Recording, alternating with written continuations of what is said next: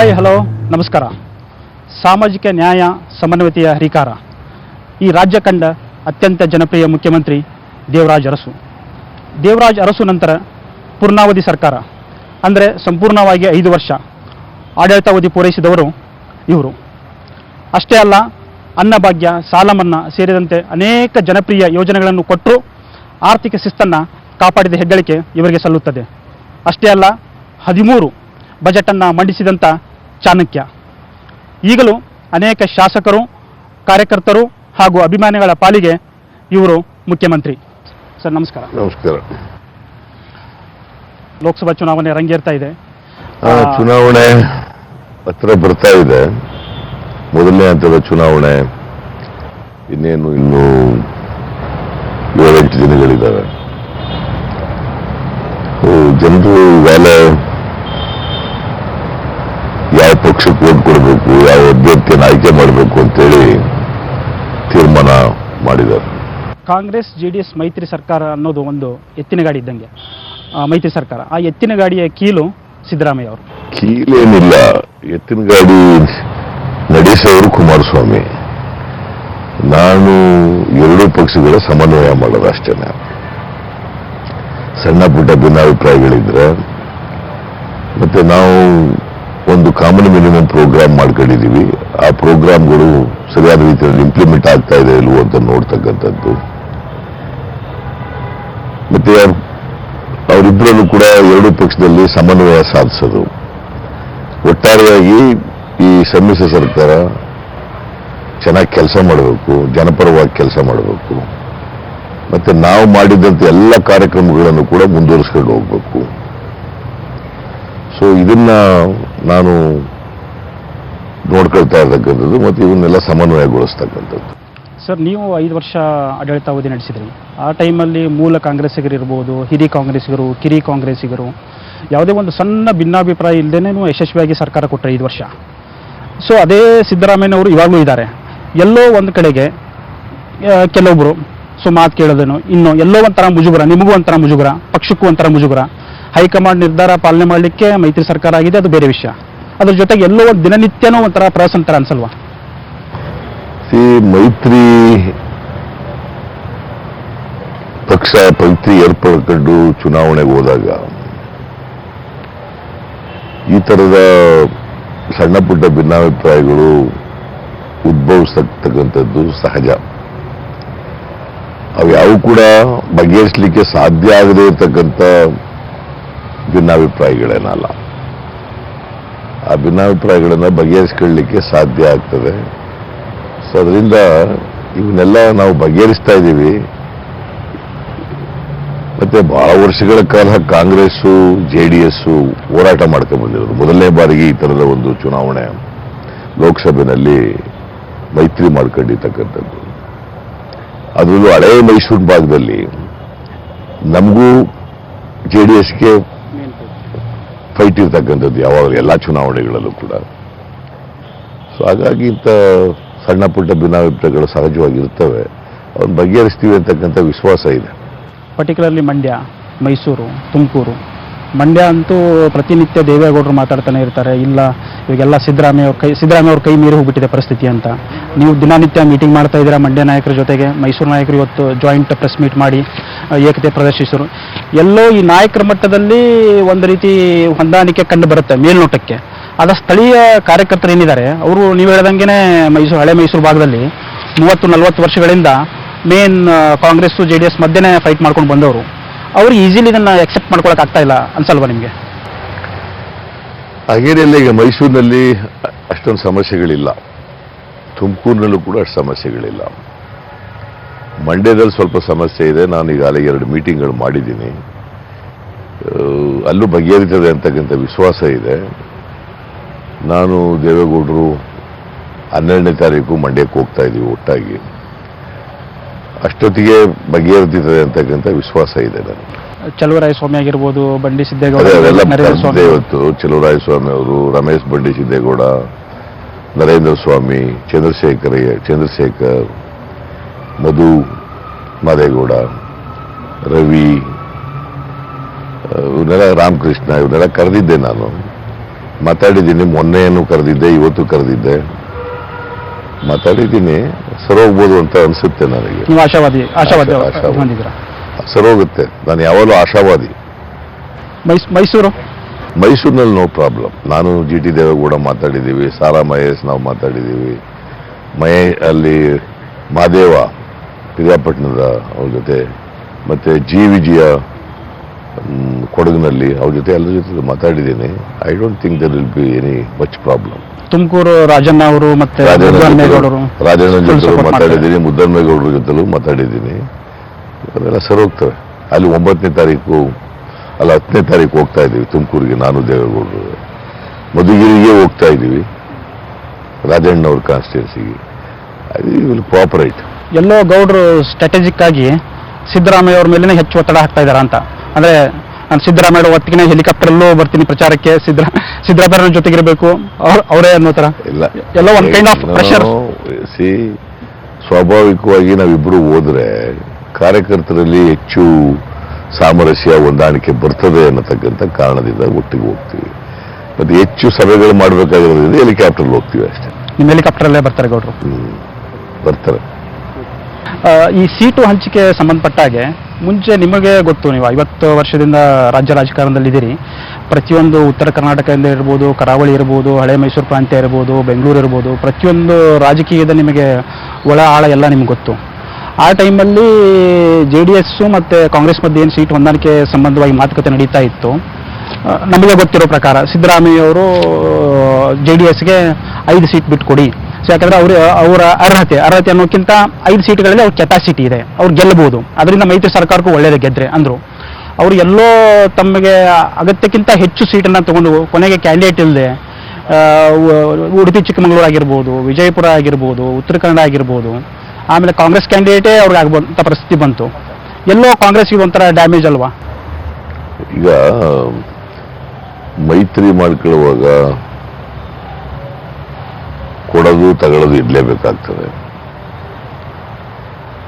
ನಾನು ಅವ್ರಿಗೆ ಹೇಳೋದು 5-6 ತಗೊಳ್ಳಿ ಅಂತ ಹೇಳಿದ್ದೆ.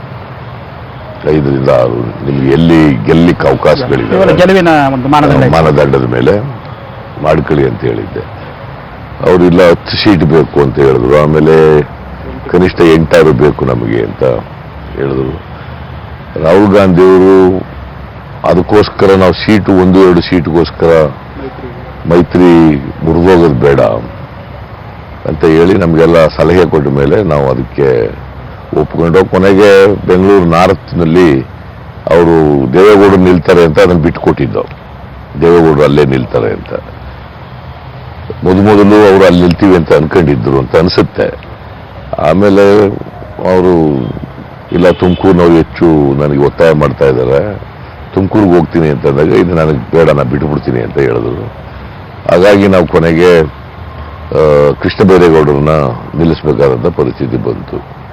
ಬಿಜಾಪುರದಲ್ಲಿ ಅವ್ರದೇ ಕ್ಯಾಂಡಿಡೇಟ್ ಇದ್ದಾರೆ, ಉತ್ತರ ಕನ್ನಡ ಜಿಲ್ಲೆನಲ್ಲಿ ಅವ್ರದೇ ಕ್ಯಾಂಡಿಡೇಟ್ ಇದ್ದಾರೆ. ಓನ್ಲಿ ಇದರಲ್ಲಿ ಉಡುಪಿ ಮತ್ತು ಚಿಕ್ಕಮಗಳೂರು ಅಲ್ಲಿ ಮಾತ್ರ ನಮ್ಮ ಎಕ್ಸ್ ಮಿನಿಸ್ಟರ್ ಮಧ್ವರಾಜ್ ಅವ್ರನ್ನ ತಗೊಂಡು ನಿಲ್ಲಿಸಿದ. ಹಾಸನದಲ್ಲಿ ಅದೇ ಮಂಜು ಆ ಕಡೆ ಹೋದ್ರು, ಅಲ್ಲಿ ಏನಾಗ್ತಾ ಇದೆ ನಿಮ್ಮ ರೀಡಿಂಗ್ ಪ್ರಕಾರ? ಅಲ್ಲಿ ಏನಿಲ್ಲ, ಅಲ್ಲಿ ಪ್ರಜ್ವಲ್ ಗೆಲ್ತಾನೆ, ರೇವಣ್ಣವರು ಮಗ. ಮತ್ತೆ ನಮ್ಮ ಪಾರ್ಟಿಯವರು ಅವನು ಹೋದ್ಮೇಲೆ ಏನು ಬಾಕಿಯವರೆಲ್ಲ ಒಗ್ಗಟ್ಟಾಗಿ JDS ಮೈತ್ರಿ ಅಭ್ಯರ್ಥಿಗೆ ಮತ ಹಾಕಿ ತೀರ್ಮಾನ ಮಾಡಿದ್ದಾರೆ. ನಾನು ಕೂಡ 11ನೇ ತಾರೀಕಲ್ಲಿ ಹೋಗ್ತಾ ಇದ್ದೀನಿ, ನಾನು ದೇವೇಗೌಡರು ಇಬ್ಬರು ಹೋಗ್ತಾ ಇದ್ದೀವಿ. ಒಂದು 3-4 ಕಡೆ ಸಭೆ ಮಾಡ್ತೀವಿ. I think there will be no problem in Hassan. ಹಾಗಾದ್ರೆ ಹಾಸನ ಮತ್ತೆ ಮಂಡ್ಯ ಚಕ್ರವ್ಯೂಹವನ್ನ ಆಮೇಲೆ ಒಂದ್ಸರಿ ದೇವೇಗೌಡರು ಮತ್ತು ಸಿದ್ದರಾಮಯ್ಯ ಜೊತೆಗೆ ಹೋದ್ರೆ ಬಿಡಿಸ್ತಾರೆ. ಯಾರು? ಹಾಸನದಲ್ಲಿ ಮತ್ತೆ ಮಂಡ್ಯದಲ್ಲಿ ಏನು ವಿರೋಧ ಪಕ್ಷಗಳೆಲ್ಲ ಸೇರಿಬಿಟ್ಟು ಏನು ಚಕ್ರವ್ಯೂಹ ರಚಿಸ್ತಾರೆ, ನಿಖಿಲ್ ಸೋಲಿಸಲಿಕ್ಕೆ, ಅಲ್ಲಿ ಪ್ರಜ್ವಲ್ ಸೋಲಿಸಲಿಕ್ಕೆ ಅಂತ ಹೇಳ್ತಾ ಇದ್ದಾರೆ. ಅದನ್ನ ಒಂದ್ಸರಿ ನೀವು ಪ್ರಚಾರಕ್ಕೆ ಕೊಟ್ಬಿಟ್ರೆ ಜಂಟಿಯಾಗಿ ಅದನ್ನ ನೀವು ಬೇಧಿಸ್ತೀರಾ? ಚಕ್ರವ್ಯೂಹ ಅನ್ನೋದು ಅದು ಒಂದು ಕಲ್ಪನೆ. ಮಹಾಭಾರತದಲ್ಲಿ ಚಕ್ರವ್ಯೂಹ ಮಾಡಿದ್ರು. ಅಭಿಮನ್ಯು ಚಕ್ರವ್ಯೂಹದ ಒಳಗಡೆ ಹೋಗ್ಬಿಟ್ಟು ಸಿಗಾಕೊಂಡ, ಹೊರಗಡೆ ಬರೋಕ್ಕೆ ಗೊತ್ತಿರಲಿಲ್ಲ ಅವನಿಗೆ, ಒಳಗಡೆ ಹೋಗಕ್ಕೆ ಮಾತ್ರ ಗೊತ್ತಿತ್ತು, ಹೊರಗಡೆ ಬರೋಕ್ಕೆ ಗೊತ್ತಿರಲಿಲ್ಲ ಅನ್ನೋದು ಒಂದು ಕಲ್ಪನೆನೋ ವಾಸ್ತವನೋ ಗೊತ್ತಿಲ್ಲ. ಬಟ್ ಇಲ್ಲಿ ರಾಜಕೀಯ ಇರ್ತಕ್ಕಂಥದ್ದು ಹಾಸನದಲ್ಲಿ ಕಾಂಗ್ರೆಸ್ ಮತ್ತು JDSಗೆ ಫೈಟ್ ಇದ್ದದ್ದು, ಬಿಜೆಪಿ ಅಲ್ಲ. ಕಳೆದ ಬಾರಿ 3ನೇ ಪ್ಲೇಸ್ಗೆ ಹೋಗಿತ್ತು. ಮಂಡ್ಯದಲ್ಲೂ ಕೂಡ ನಮಗೆ JDSಗೆ ಇರ್ತಕ್ಕಂಥದ್ದು, ಅಲ್ಲೂ ಕೂಡ ಬಿಜೆಪಿ ಇಲ್ಲ. ಅದಕ್ಕೆ ಅವ್ರು ಕ್ಯಾಂಡಿಡೇಟ್ನೇ ಹಾಕ್ಲಿಲ್ಲ. ಅಲ್ಲಿ ಹಾಸನದಲ್ಲೂ ಕ್ಯಾಂಡಿಡೇಟ್ ಇಲ್ಲದೇನೆ ನಮ್ಮವ್ರನ್ನ ತಗೊಂಡು ಕ್ಯಾಂಡಿಡೇಟ್ ಮಾಡಿದ್ದಾರೆ ಬಿಜೆಪಿಯವರು. ನಮ್ಮ ಮೊದಲೇ ಇದ್ದದ್ದು ಎ ಮಂಜು ಅಲ್ಲೇ ಇದ್ದದ್ದು ಬಿಜೆಪಿನಲ್ಲಿ ಮೊದಲು. ಅವ್ರು ಮತ್ತೆ ಕಾಂಗ್ರೆಸ್ ನೀವೇ ಕರ್ಕೊಂಡ್ ಬಂದು ಆಮೇಲೆ ಮಿನಿಸ್ಟರ್ ಮಾಡಿದ್ರಿ. ಮಿನಿಸ್ಟ್ರು ಮಾಡಿದ್ದೆ ನಾನು. ಇಲ್ಲೇ ಇರಬೇಕಾಗಿತ್ತು, ಬಿಕಾಸ್ ಪಕ್ಷದಲ್ಲಿ ಕಾಂಗ್ರೆಸ್ ಪಕ್ಷದಿಂದ ಎಲ್ಲ ಅಧಿಕಾರ ಅನುಭವಿಸಿ ಈ should not how left Congress party. But unfortunately ಅವನು ಆಸೆ ದುರಾಸೆ ಗೊತ್ತಿಲ್ಲ ನನಗೆ, ಪಾರ್ಲಿಮೆಂಟಿಗೆ ನಿಲ್ಲಬೇಕು ಅಂತ ಅಲ್ಲಿ ಬಿಜೆಪಿ ಹೋಗಿ ನಿಂತಿದ್ದಾರೆ. ಬಟ್ ಈ ವಿಲ್ ಬಿ ಡಿಫೀಟೆಡ್, ಅದರಲ್ಲಿ ಅನುಮಾನನೇ ಇಲ್ಲ. 100% ಈ ವಿಲ್ ಬಿ ಡಿಫೀಟೆಡ್. ಕಾಂಗ್ರೆಸ್ ಮೈತ್ರಿ ಅಭ್ಯರ್ಥಿ ಮಿಸ್ಟರ್ ಪ್ರಜ್ವಲ್, ಇನ್ ಯಂಗ್ಸ್ಟರ್, ಈ ವಿಲ್ ವಿನ್ ದಿಸ್ ಟೈಮ್. ಈ ಬೆಳಗಾವಿ, ಬಳ್ಳಾರಿ, ಈ ರಮೇಶ್ ಜಾರಕಿಹೊಳಿ ಫ್ಯಾಕ್ಟ್ರು ಇನ್ನೂ ಆನಂದ್ ಸಿಂಗ್ ಆಸ್ಪತ್ರೆಯಲ್ಲಿದ್ದಾರೆ. ಆಮೇಲೆ ಕರೆಕ್ಟಾಗಿ ಪ್ರಚಾರಕ್ಕೆ ಇನ್ನೂ ಬರ್ತಾ ಇಲ್ಲ. ಉಗ್ರಪ್ಪ ಅವರು ಏಕಾಂಗಿ ಆಗ್ಬಿಟ್ಟಿದ್ದಾರೆ. ಆನಂದ್ ಸಿಂಗ್ ಮಾಡ್ತಾ ಇದ್ದಾರೆ. ಆನಂದ್ ಸಿಂಗ್ ಆಸ್ಪತ್ರೆಯಲ್ಲಿಲ್ಲ, ಮನೆಯಲ್ಲೇ ಇದ್ದಾರೆ. Is doing. ಇವನು ಮಾತ್ರ, ಗಣೇಶ ಮಾತ್ರ, ಅವನು ಪಾಪ ಆ ಇನ್ಸಿಡೆಂಟ್ ಇಂದ ಅವನಿಗೆ ಜೈಲಾಗ್ಬಿಟ್ಟಿದೆ. ಸೊ ನಾಳೆ ಕೇಸ್ ಇದೆ, ನೋಡೋಣ ಅದೇನು ಬೈಲ್ ಸಿಗ್ತದೋ ಇಲ್ಲೋ ಗೊತ್ತಿಲ್ಲ. ಬಟ್ ಅವು ಹೊರಗಡೆ ಬಂದರೆ ನಮಗೆ ಮಾಡ್ತಾರೆ. ಮತ್ತೆ ಈಗಾಗಲೇ ಅವ್ರ ಕಾರ್ಯಕರ್ತರಿಗೆಲ್ಲ ಹೇಳಿದ್ದಾನೆ, ಅವರು ಉಗ್ರಪ್ಪನವ್ರಿಗೆ ಮಾಡ್ತಾರೆ. ಮೈತ್ರಿ ಸರ್ಕಾರದ ಚಾನ್ಸಸ್ ಎಷ್ಟು ಸೀಟ್ ಗೆಲ್ಬೋದು ನಮ್ಮ ಕಾಂಗ್ರೆಸ್ JDS? ನನ್ನ ಪ್ರಕಾರ ಮಿನಿಮಮ್ 20, ಅದಕ್ಕಿಂತ ಹೆಚ್ಚಾಗಿ ಗೆಲ್ಬೋದು. ರೀಸೆಂಟಾಗಿ ಒಂದು ಸರ್ವೆ ಬಂತು, ಈ ಇತ್ತೀಚಿನ ಬೆಳವಣಿಗೆಗಳನ್ನ ಇಟ್ಕೊಂಡು ಸರ್ವೆ ಮಾಡಿರೋದು. ಅಲ್ಲಿ ಅವ್ರು ಹೇಳ್ತಾ ಇದ್ದಾರೆ 9ರಿಂದ 10 ಕಾಂಗ್ರೆಸ್ಸು, 14ರಿಂದ 18 ಬಿಜೆಪಿ. ಸರ್ವೆಗಳಿದಾವಲ್ಲ, ವಿತೌಟ್ ಎನಿ ಬಯಾಸ್ ಮಾಡಿದ್ರೆ ಓಕೆ. ಮತ್ತೆ ಇದು 100% ಕರಾರುವಾಕ್ ಏನಲ್ಲ. ಯಾವುದೋ ಒಂದು ಊರಿನಲ್ಲಿ ಹೋಗ್ತಾರೆ, ಆ ಊರು ಬಿಜೆಪಿ ಪರವಾಗಿರ್ತದೆ ಅಂತ ಇಟ್ಕೊಳ್ಳೋಣ, ಅಥವಾ ಇನ್ನೊಂದು ಊರು ಕಾಂಗ್ರೆಸ್ನವ್ರನ್ನೇ ಇಂಟರ್ವ್ಯೂ ಮಾಡಿದವ್ರು ಏನ್ ಮಾಡೋದು? ಅದರಿಂದ ಅದು ನಾವು ಅದನ್ನೇ ಬೇಸ್ ಮಾಡ್ಕೊಳಕ್ಕಾಗಲ್ಲ. ಲೋಕಸಭೆ ಚುನಾವಣೆ ನಂತರ ಅಂದ್ರೆ ಫಲಿತಾಂಶ ಏನೇ ಆಗಲಿ, ಮೈತ್ರಿ ಸರ್ಕಾರದ ಭವಿಷ್ಯ, ಬಿಜೆಪಿ ಹೇಳ್ತಾನೆ ಇರ್ತಾರೆ ಇಲ್ಲ 20 ಸೀಟ್ ಬರಲಿ, ಇದು ಮೈತ್ರಿ ಸರ್ಕಾರ ಎಲ್ಲ ಮೇ 23 ನಂತರ ಅಂತ. ಅದು ಅದೇ ನೋಡಿ, ಆ ಥರ ಹೇಳದೆ ಪ್ರಜಾಪ್ರಭುತ್ವಕ್ಕೆ ವಿರುದ್ಧವಾದದ್ದು. ಈಗ ಒಂದು ಮೈತ್ರಿ ಸರ್ಕಾರ ಇದೆ, ಅವ್ರ ಮೆಜಾರಿಟಿ ಇದೆಯಾ? ಯಾಕೆ ಈ ಸರ್ಕಾರ ಹೋಗ್ತದೆ? ಅವ್ರೇನ್ ಮಾಡ್ತಾರೆ, ಏನಂತ ಯೋಚನೆ ಮಾಡ್ತಾ ಇದ್ದಾರೆ? ಇದಾದ್ಮೇಲೆ ಮತ್ತೆ ನಾವು ಆಪರೇಷನ್ ಕಮಲ ಶುರು ಮಾಡ್ತೀವಿ, ದುಡ್ಡಿದೆ ನಮ್ಮ ಹತ್ರ, MLAಗಳನ್ನ ಕೊಂಡ್ಕೋತೀವಿ, ನಾವು ಸರ್ಕಾರ ಬೆಳೆಸ್ತೀವಿ ಅಂತಕ್ಕಂಥ ಭ್ರಮೆನಲ್ಲಿದ್ದಾರೆ. ಯಡಿಯೂರಪ್ಪನವರಿಗೆ ಪಾಪ ಪ್ರತಿನಿತ್ಯ ಕನಸು ಬೀಳೋದು ಯಾವುದಪ್ಪ ಅಂದ್ರೆ, ವಿಧಾನಸೌಧದ 3ನೇ ಮಾಡಿ, ಅಲ್ಲಿ ಚೀಫ್ ಮಿನಿಸ್ಟರ್ ಕೊಠಡಿ, ಚೀಫ್ ಮಿನಿಸ್ಟರ್ ಕುರ್ಚಿ, ಇದೇ ಕನಸುಗಳು ಬೀಳ್ತಾ ಇದ್ದಾವೆ. ಮತ್ತೆ ಅವ್ರಿಗೂ ಕೂಡ ಕೊನೆ ರಾಜಕೀಯದಲ್ಲಿ ಕೊನೆ ಈವ್ನಿಂಗ್ ಬಂದ್ಬಿಟ್ಟಿದ್ದಾರೆ, ಪಾಪ ಸಾಯಂಕಾಲದಲ್ಲಿದ್ದಾರೆ. ಅವ್ರಿಗೆ ಹೇಗಾದರೂ ಮಾಡಿ ಮುಖ್ಯಮಂತ್ರಿ ಆಗ್ಬಿಡ್ಬೇಕು ಅಂತಕ್ಕಂಥ ದುರಾಸೆಯಿಂದ ಅವರು ಈ ಥರ ಎಲ್ಲ ಅಧಿಕಾರದ ಲಾಲಸೆಯಿಂದ ಹೀಗೆಲ್ಲ ಮಾಡ್ತಾ ಇದ್ದಾರೆ. But I don't think even after the election, whether we win or not, this government will survive. Siddaramaiah ಅವರು ಯಾವಾಗಲೂ ಹಿಂದೆ ರಾಮಕೃಷ್ಣ ಹೆಗಡೆ ಅವರಂಥವ್ರು, JH ಪಟೇಲ್ ಅಂತವರು, ಚಂದ್ರಶೇಖರ್ ಅಂತವರು ಅವಾಗ ಪ್ರಧಾನಿಯಾಗಿದ್ದವರು, ಆಮೇಲೆ MP ಪ್ರಕಾಶ್, ಒಂಥರ ಸಮಾಜವಾದದ ಹಿನ್ನೆಲೆಯಲ್ಲಿ ಬಂದು ಒಂಥರ ಮೌಲ್ಯಾಧಾರಿತ ರಾಜಕಾರಣ ಮಾಡಿದವರು. ಇವಾಗ ಈ ಆಪರೇಷನ್ ಎಲ್ಲ ಕಮಲ ಅಂತ ಆ ಹಿನ್ನೆಲೆಯಲ್ಲಿ ನಿಮಗೆ ಪ್ರಶ್ನೆ ಕೇಳ್ತಾ ಇದ್ದೀನಿ. ಎಲ್ಲೋ ಅಂದರೆ ಚುನಾವಣೆ ಟೈಮಲ್ಲಿ ಪಕ್ಷಾಂತರ ಸಹಜ ಪ್ರಕ್ರಿಯೆ, ಪ್ರಜಾಪ್ರಭುತ್ವ ಅದು ಒಂದು ಭಾಗ, ಒಪ್ಕೊಳ್ಳೋಣ. ಆದರೆ ಈಗಾಗಲೇ 3 ತಿಂಗಳು 6 ತಿಂಗಳು ಆಗಿರುತ್ತೆ ಎಲೆಕ್ಟ್ ಆಗಿ. ಯಾರೋ ಒಂದು ನಿಗಮ ಮಂಡಳಿದ ಅಧ್ಯಕ್ಷನ ಮಾಡ್ತೀನಿ ಅಂದ ತಕ್ಷಣನೋ, ಅಥವಾ ಒಂದು ಮಂತ್ರಿ ಸ್ಥಾನ ಕೊಡ್ತೀನಿ ಅಂದ ತಕ್ಷಣನೋ ಆ ಮ್ಯಾಂಡೇಟ್ನ ಧಿಕ್ಕರಿಸಿ ರಾಜೀನಾಮೆ ಕೊಟ್ಟು ಇನ್ನೊಂದು ಹೋಗೋದು, ಉಮೇಶ್ ಜಾಧವ್ ಅವರಾಗಿರ್ಬೋದು, ಈ ಥರದ್ದು ಎಲ್ಲ ನೋಡಿದಾಗ ನಿಮ್ಗೆ ಏನು ಅನಿಸುತ್ತೆ? ನೀವು ಆ ಕಾಲದಲ್ಲಿ ಒಂದು ಒಳ್ಳೆ ಮೌಲ್ಯಧಾರಿತ ರಾಜಕಾರಣ ಮಾಡಿದವರು, ಇವಾಗ ಇದನ್ನೆಲ್ಲ ನೋಡಿದಾಗ ನಿಮ್ಗೆ ಏನು ಅನಿಸುತ್ತೆ? ರಾಮಕೃಷ್ಣ ಹೆಗಡೆಯವರು ಮೌಲ್ಯಾಧಾರಿತ ರಾಜಕಾರಣ ಪ್ರತಿಪಾದನೆ ಮಾಡಿದ್ರು. ಮತ್ತೆ ಆ ಕಾಲದಲ್ಲಿ ಒಂದು ಪಕ್ಷಕ್ಕೆ ಬದ್ಧತೆ ಇರ್ತಿತ್ತು, ಒಂದು ಐಡಿಯಾಲಜಿಗೆ ಬದ್ಧತೆ ಇರ್ತಿತ್ತು.